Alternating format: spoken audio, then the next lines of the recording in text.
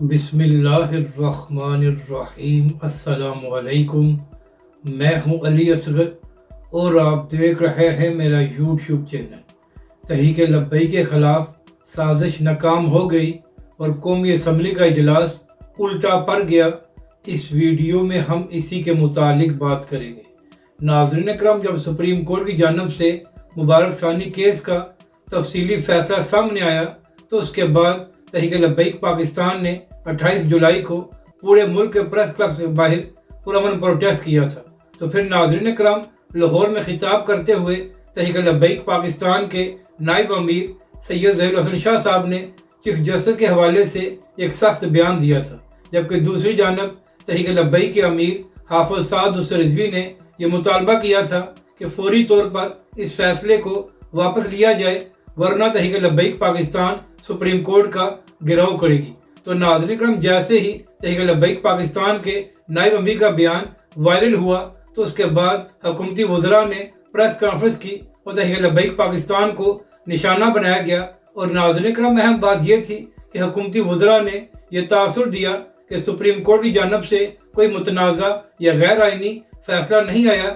بلکہ بلا وجہ تحریک لبیک پاکستان سیاسی مقاصد کے لیے چیف جسٹس کو نشانہ بنا رہی ہے۔ یہاں تک کہ احسن اقبال نے یہ بھی کہا کہ تحریک لبیک پاکستان کو 2017 میں لانچ کیا گیا تھا۔ یعنی کہ ناظرین اکرام، سپریم کورٹ کے فیصلے کے حوالے سے حکومتی وزراء نے کوئی بات نہیں کی اور تحریک لبیک پاکستان کو نشانہ بنایا گیا۔ اور پھر اگلے دن جب قومی اسمبلی کا اجلاس ہوا تو وہاں پر بھی وزیر قانون اعظم نذیر تارڑ صاحب نے تحریک لبیک پاکستان کے نائب امیر کے حوالے سے بات کی اور یہ تاثر دیا کہ تحریک لبیک پاکستان بلا وجہ تنقید کر رہی ہے اور سپریم کورٹ کی جانب سے کوئی متنازع فیصلہ نہیں آیا۔ یعنی کہ ناظرین اکرام، پہلے حکومتی وزراء نے پریس کانفرنس میں اور اس کے بعد قومی اسمبلی میں یہ تاثر دیا کہ سپریم کورٹ اور چیف جسٹس نے کوئی غیر آئینی یا متنازع فیصلہ نہیں دیا، بلکہ تحریک لبیک پاکستان بلا وجہ اس سارے معاملے کو اچھال رہی ہے۔ یعنی کہ ناظرین اکرام، حکومتی وزراء نے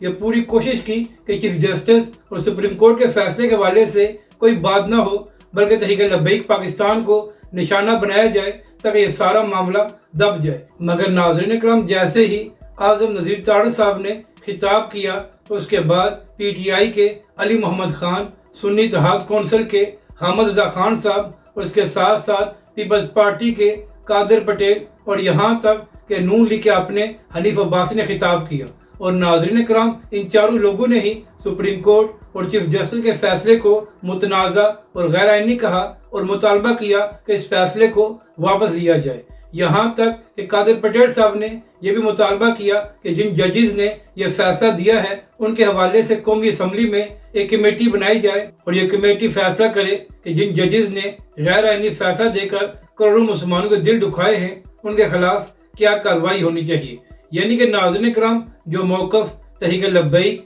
اور حافظ سعد رضوی کا تھا وہی موقف قومی اسمبلی میں تمام جماعتوں کے لوگوں نے اپنایا اور نون لیگ کی حکومت کو بڑی پسپائی اختیار کرنا پڑی۔ یعنی کہ ناظرین اکرام، نون لیگ کے وزراء نے جو کوشش کی تھی کہ سپریم کورٹ کے حوالے سے بات نہ ہو بلکہ صرف تحریک لبیک پاکستان اس کے قائدین کو نشانہ بنایا جائے، تو یہ سازش بری طرح ناکام ہو گئی اور ایک بار پھر یہ بات ثابت ہوئی کہ تحریک لبیک اور حافظ سعد رضوی بلا وجہ چیف جسٹس پر تنقید نہیں کر رہے تھے، بلکہ سپریم کورٹ کی جانب سے متنازع اور غیر آئینی فیصلہ دیا گیا تھا، جس کی وجہ سے تحریک لبیک پاکستان نے تنقید کی۔ یعنی کہ ناظرین کرام، جو حکومتی وزراء یہ کوشش کر رہے تھے کہ تحریک لبیک پاکستان کو نشانہ بنایا جائے، جبکہ دوسری جانب سپریم کورٹ کے فیصلے کے حوالے سے کوئی بات نہ ہو، ان کو بری طرح ناکامی ہوئی اور ایک بار پھر تحریک لبیک پاکستان کا موقف درست ثابت ہوا۔ اگر آپ کو یہ ویڈیو اچھی لگے تو اسے لائک اور شیئر ضرور کریں